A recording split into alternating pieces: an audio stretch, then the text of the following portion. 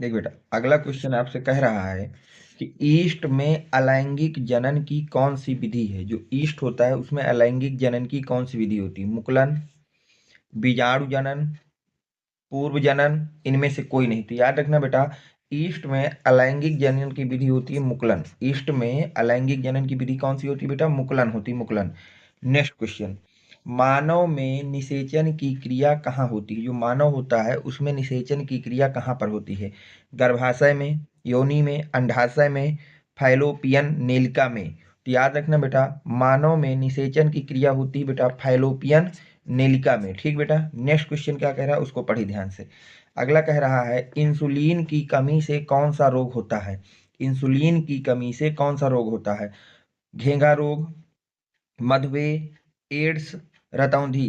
तो याद रखना बेटा, इंसुलिन की कमी से जो रोग हमको होता है वो है मधुमेह। वो कौन सा रोग है बेटा, मधुमेह रोग हमको इंसुलिन की कमी से होता है। नेक्स्ट क्वेश्चन, इनमें से कौन सा फल पकाने में प्रयुक्त होता है। मतलब ये जो आपके चार लिखे हैं एंजाइम, इनमें से किसका यूज हम करते हैं फल को पकाने में। आक्जीन का, जिब्रेलिन का, एथिलीन का, या साइटोकाइनिन का। तो याद रखना बेटा, फल पकाने के लिए हम लोग यूज करते हैं एथिलीन यौगिक का। किस यौगिक का यूज करते हैं बेटा, एथिलीन यौगिक का यूज करते हैं। नेक्स्ट, इनमें से कौन सा अंतःस्रावी ग्रंथि है। ये आपकी कुछ ग्रंथियां लिखी है, बताना इनमें से कौन सी अंतःस्रावी ग्रंथि है, ये आपको बताना है। यकृत, श्वेत ग्रंथि, लार ग्रंथि, थायराइड ग्रंथि। तो याद रखना बेटा, अंतःस्रावी ग्रंथि है आपकी थायराइड ग्रंथि। कौन सी है बेटा, थायराइड ग्रंथि को हम लोग अंतःस्रावी ग्रंथि भी कहते हैं। नेक्स्ट क्वेश्चन, पौधे में जल का परिवहन किसके द्वारा होता है। पौधों में जल का परिवहन किसके द्वारा होता है। जाइलम के द्वारा, फ्लोएम के द्वारा, ए एवं बी दोनों के द्वारा, इनमें से कोई नहीं। तो पौधे में जल का परिवहन किसके द्वारा होता है बेटा, तो जाइलम के द्वारा होता है।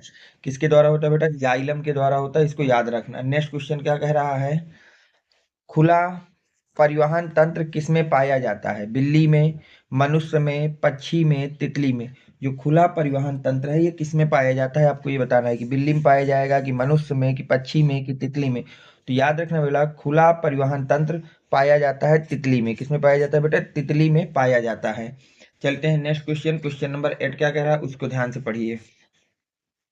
क्वेश्चन नंबर 8 कह रहा है बेटा, इनमें से कौन पादप उत्सर्जी पदार्थ नहीं है। इनमें से कौन पादप उत्सर्जी पदार्थ नहीं है। Tannin, resin, latex, starch. तो देखिए, पादप उत्सर्जी पदार्थ टैनिन भी है, रेजिन भी है, लेटेक्स भी है, लेकिन स्टार्च नहीं है। लेकिन कौन नहीं बेटा, स्टार्च नहीं। तो डी ऑप्शन आपका करेक्ट हो जाएगा। चलते हैं नेक्स्ट में बेटा, क्वेश्चन नंबर 9 क्या कह रहा है उसको ध्यान से पढ़िए। क्वेश्चन नंबर 9 कह रहा है, निम्नलिखित में से कौन सा पर्यावरण मित्र का व्यवहार कहलाता है या कहलाते हैं। ठीक है, इनमें से कौन सा है जो पर्यावरण का मित्र कहलाता है। ये 2024 में बोर्ड की तरफ से पूछा गया मोस्ट इंपॉर्टेंट क्वेश्चन है। तो देखिए, पहला क्या कह रहा है कि बाजार जाते समय खरीदे गए सामान को रखने के लिए कपड़े का थैला ले जाना। बिल्कुल सही है, इससे पर्यावरण सुरक्षित रहेगा। अनावश्यक ऊर्जा खर्च बचाने के लिए लाइटों तथा पंखों का स्विच बंद करना, ये भी सही है। वाहनों के बजाय विद्यालय तक पैदल जाना, बिल्कुल सही है। तो आपके उपर्युक्त सभी ये तीनों प्रक्रियाएं जो लिखी गई हैं ये आपके वातावरण के मित्र कहलाते हैं। कि जब आप बाजार जाएं तो सामान खरीदने के लिए झोला अपने साथ ले जाएं। जहां पर हमको कोई आवश्यकता ना हो वहां पर बिजली की लाइटें तथा पंखों को न चलाएं। और वाहन जाते समय या कहीं बाहर जाते समय जहां तक संभव हो सके पैदल जाने की कोशिश करें। ठीक है, नेक्स्ट क्वेश्चन बेटा, निम्नलिखित में से कौन सा अंग पौधों में नर जननांग का प्रतिनिधित्व करता है। निम्नलिखित में से कौन सा अंग पौधों में नर जननांग का प्रतिनिधित्व करता है। ये 2024 में बोर्ड की तरफ से पूछा गया मोस्ट इंपॉर्टेंट क्वेश्चन है। तो इसमें पूरा जा रहा है जायांग, पुंकेसर, वर्तिकाग्र, अंडाशय। तो याद रखना बेटा, पौधे का नर जननांग होता है पुंकेसर। कौन होता है बेटा, पुंकेसर होता है। तो इसको टिक कर लीजिए। अगला, मेंडल ने प्रारंभिक शिक्षा प्राप्त की थी। जो मेंडल था उन्होंने अपनी प्रारंभिक शिक्षा कहाँ से प्राप्त की थी, ये आपसे पूछा जा रहा है। ये आपका क्वेश्चन 2024 में बोर्ड में ये भी पूछा गया है और बहुत ही ज़्यादा इंपॉर्टेंट है। मंदिर में, स्कूल में, गुरुकुल में, गिरजाघर में। तो याद रखना बेटा कि मेंडल ने अपनी प्रारंभिक शिक्षा प्राप्त की थी कहाँ से बेटा, गिरजाघर से प्राप्त की थी। कहाँ से प्राप्त की थी बेटा, गिरजाघर से प्राप्त की थी। चलते हैं नेक्स्ट क्वेश्चन पे। अगला क्वेश्चन क्या कह रहा है, मादा जनन तंत्र के किस भाग में लूप स्थापित किया जाता है? लूप, जो मादा जनन तंत्र है उसके किस भाग में हम लोग लूप को स्थापित करते हैं? अंडाशय में, अंडवाहिनी में, गर्भाशय में या योनि में? तो याद रखना बेटा कि मादा के गर्भाशय में लूप को स्थापित किया जाता है। लूप या कॉपर्टी भी आप इसको कह सकते हैं। तो ऑप्शन नंबर सी आपका करेक्ट हो जाएगा। और ये भी क्वेश्चन 2024 में आपसे पूछा जा चुका है, इसलिए इनको अच्छी तरह से पढ़ के ही आप बोर्ड के पेपर में जाएं। बहुत ही ज़्यादा इंपॉर्टेंट क्वेश्चन है ये। चलते हैं बेटा नेक्स्ट क्वेश्चन पे। नेक्स्ट क्या कह रहा है, क्वेश्चन नंबर 12 को देखते हैं।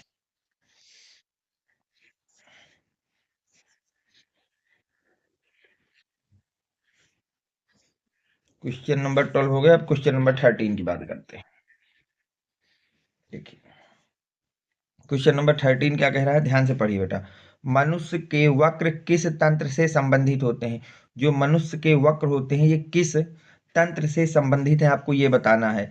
पोषण से, श्वसन से, उत्सर्जन से, परिवहन से? तो याद रखना है बेटा, जो मनुष्य के वक्र होते हैं वो संबंधित होते हैं कहाँ से बेटा? उत्सर्जन से। कहाँ से संबंधित होते हैं बेटा? उत्सर्जन से। मोस्ट इंपॉर्टेंट क्वेश्चन है और बोर्ड में 2024 में पूछा जा चुका है, इसलिए इस साल के लिए भी इसको इंपॉर्टेंट कर लीजिए बेटा। अगला क्वेश्चन देखिए क्या कह रहा है। पाइरूवेट के विखंडन की प्रक्रिया संपन्न होती है। जो पाइरूवेट होता है उसकी विखंडन की प्रक्रिया कहाँ पर संपन्न होती है? कोशिका द्रव में, माइटोकॉन्ड्रिया में, हरित लवक में, केंद्रक में? तो याद रखना बेटा, पाइरूवेट के विखंडन की जो प्रक्रिया होती है वो आपकी कहाँ पर संपन्न होती है? माइटोकॉन्ड्रिया में। कहाँ पर संपन्न होती है बेटा? माइटोकॉन्ड्रिया में संपन्न होती है। इस बात को याद रखना। जो पाइरूवेट है उसके विखंडन की प्रक्रिया कहाँ पर संपन्न होती है? तो याद रखना बेटा, माइटोकॉन्ड्रिया में संपन्न होती है। Next question. हाइड्रा के प्रजनन होता है, हाइड्रा में प्रजनन होता है। जो हाइड्रा है उसमें प्रजनन होता है किसके द्वारा? मुकुलन के द्वारा, विखंडन के द्वारा, खंडन के द्वारा, कायिक प्रवर्धन के द्वारा? देखिए ये भी क्वेश्चन 2024 में पूछा गया है और इसके पहले जो माइटोकॉन्ड्रिया वाला था ये भी 2024 में पूछा गया है। तो ये क्वेश्चन जितने भी हैं इसमें मैंने ज़्यादा से ज़्यादा वो क्वेश्चन लाए हैं जो इस साल आने के ज़्यादा चांस है और प्रीवियस ईयर में आपसे पूछे भी जा चुके हैं। तो हाइड्रा में अगर हम बात करें कि प्रजनन कैसे होता है, तो याद रखना बेटा, मुकुलन द्वारा होता है। कैसे होता है बेटा? मुकुलन द्वारा होता है। तो ऑप्शन नंबर ए करेक्ट हो जाएगा। नेक्स्ट में आइए बेटा, क्वेश्चन नंबर 16 क्या कह रहा है। देखिए 16 कह रहा है बेटा कि निम्नलिखित कथन तथा कारण को पढ़कर दिए गए विकल्पों में से सही विकल्प का चयन करना है। कथन कह रहा है कि पिता से प्राप्त क्रोमोसोम से बच्चों के लिंग का निर्धारण होता है। कारण क्या है कि मानव पुरुष में एक यक्स और एक वाई गुणसूत्र पाया जाता है। बिल्कुल सही है कि जो आपकी संतान होगी वो लड़का होगा या लड़की, ये सिर्फ इस बात पे निर्भर करता है कि पिता का कौन सा क्रोमोसोम्स आ रहा है और पिता के पास कौन से क्रोमोसोम पाए जाते हैं, यक्स और वाई। अगर पिता का यक्स क्रोमोसोम आया तो लड़की, और अगर पिता का वाई क्रोमोसोम आया तो लड़का होगा। तो आपका कथन और कारण दोनों सत्य हैं और कथन कारण का सही व्याख्या करता है। बिल्कुल सही। तो ऑप्शन नंबर ए हो जाएगा। बी क्या कह रहा है? कथन और कारण दोनों सत्य है परंतु कारण कथन का सही व्याख्या नहीं करता। नहीं कर रहा है, सही व्याख्या कर रहा है। कथन सत्य है पर कारण असत्य, गलत है। कथन असत्य है, कारण सत्य, गलत है। तो ऑप्शन नंबर ए आपका यह का करेक्ट हो जाएगा। चलते हैं नेक्स्ट में। क्वेश्चन नंबर 17 में देखिए क्या कह रहा है।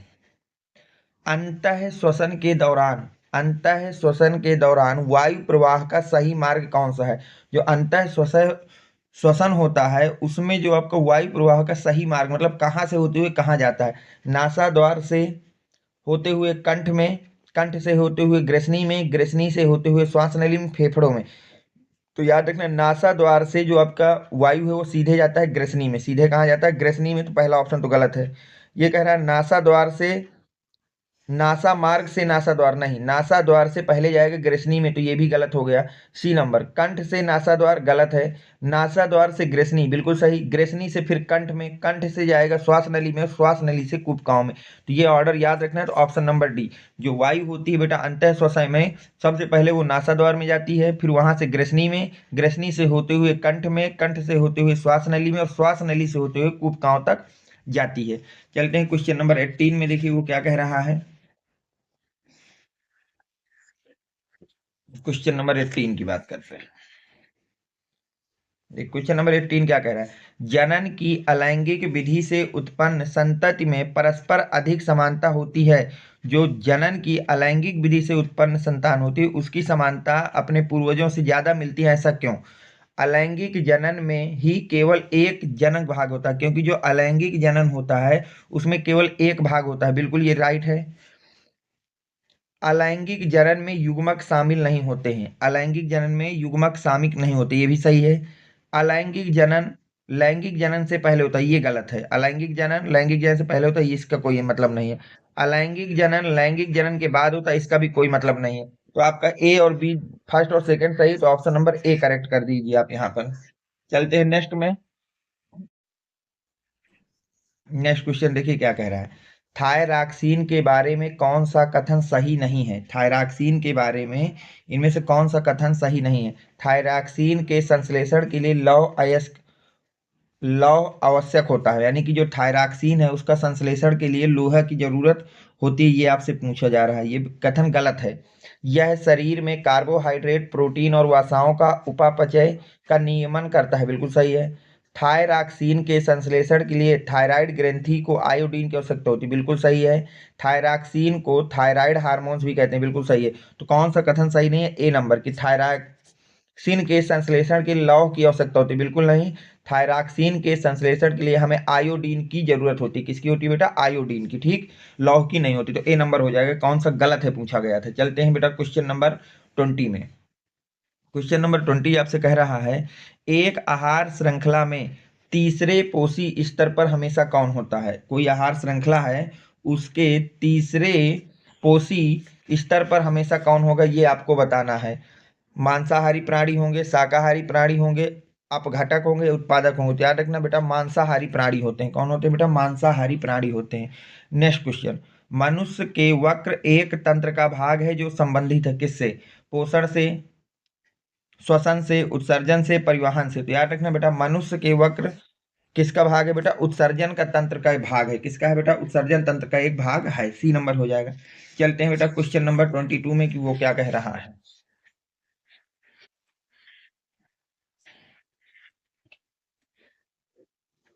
ध्यान से देखिए बेटा, क्वेश्चन नंबर 21, ऊर्जा की मुद्रा है, ये 2018 में बोर्ड की तरफ से पूछा गया है। DNA, RNA, ATP, chlorophyll. तो याद रखना बेटा, ऊर्जा की मुद्रा किसको कहते हैं? एटीपी को कहते हैं। किसको हम कहते हैं बेटा? एटीपी को कहते हैं। नेक्स्ट क्वेश्चन, स्वपोषी पोषण के लिए आवश्यक है। स्वपोषी पोषण के लिए कौन आवश्यक है?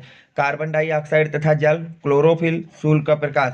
तो हमको पता है कि स्वपोषी पोषण के लिए हमको कार्बन डाइऑक्साइड भी चाहिए, जल भी चाहिए, क्लोरोफिल भी चाहिए और सूर्य का प्रकाश भी चाहिए। तो उपर्युक्त सभी, तो डी ऑप्शन आपका बिल्कुल करेक्ट हो जाएगा। चलते हैं बेटा क्वेश्चन नंबर 24 में।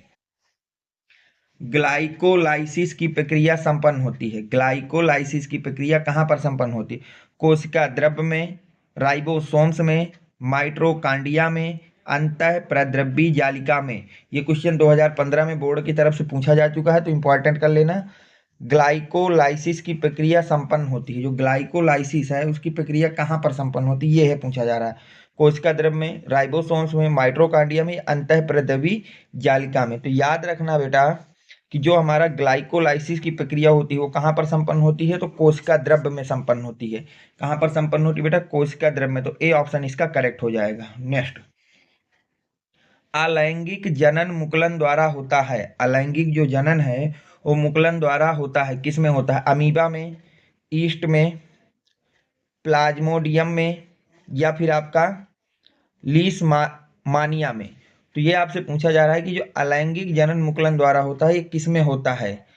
ठीक है, ये आपको बताना है कि ये आपका अमीबा में होगा, कि ईस्ट में होगा, प्लाज्मोडियम में होगा, या लीशमानिया में होगा। तो याद रखना बेटा, अलैंगिक जनन जो होता है मुकुलन द्वारा वो किस पे होता है? तो याद रखना बेटा, ईस्ट में। किस में होता है बेटा? ईस्ट में। चलते हैं क्वेश्चन नंबर 26 में। तो क्वेश्चन नंबर 26 आपका क्या कह रहा है? क्वेश्चन नंबर 26 कह रहा है बेटा, हीमोग्लोबिन महत्वपूर्ण भूमिका निभाता है। जो हीमोग्लोबिन है वो महत्वपूर्ण भूमिका निभाता है किसमें?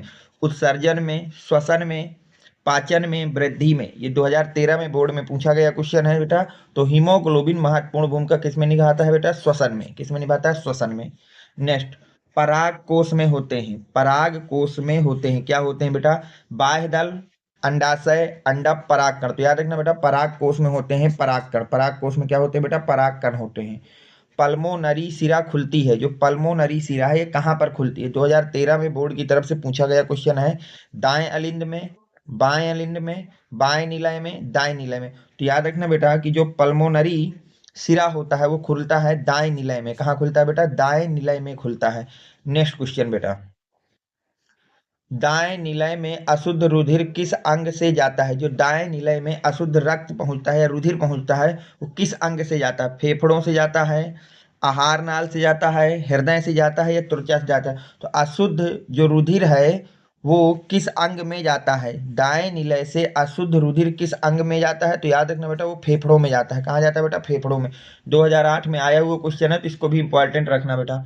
और आज की क्लास का लास्ट क्वेश्चन क्या है बेटा? क्वेश्चन नंबर 30 को अगर आप ध्यान से पढ़ें तो कह रहा है निम्नलिखित में से कौन ऊर्जा का सिक्का के रूप में जाना जाता है? इनमें से कौन है जो ऊर्जा के सिक्का के रूप में जाना जाता है? एडीपी, एडीपी, एएमपी, पायरुविक अम्ल। तो याद रखना बेटा ऊर्जा के सिक्का के रूप में हम किसको जानते हैं? एटीपी को जानते हैं। किसको जानते हैं? एटीपी को। तो ये आपके 30 मोस्ट इंपॉर्टेंट क्वेश्चन हो गए बेटा।